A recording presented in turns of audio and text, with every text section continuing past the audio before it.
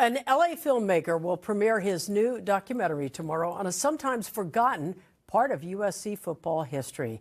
The film spotlights the Trojans' first All-American who overcame racism and a physical disability to make an impact. NBC4's Dickerson has the story behind the Brice Taylor story.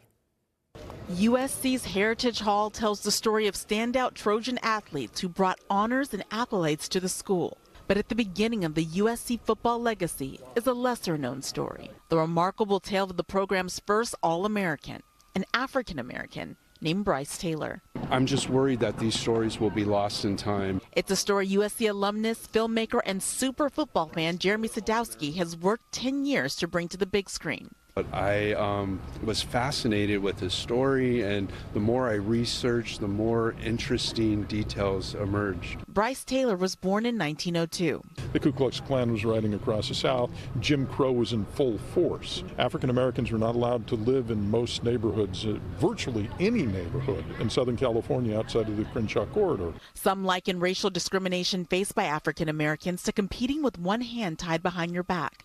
In Taylor's case, it was almost literally true.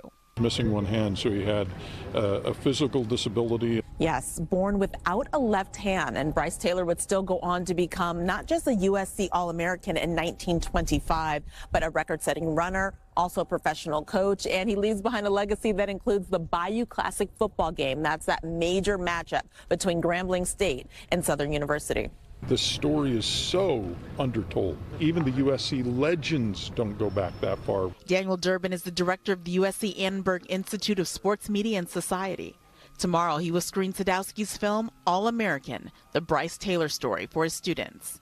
He hopes they'll leave with more historical context and motivation for the future. What do you want your students to take away from this?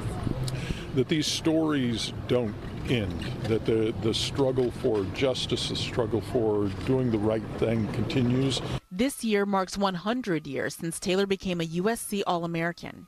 Sadowski says tomorrow's screening is just one step towards bringing the story to a wider audience. Dickerson, NBC4 News.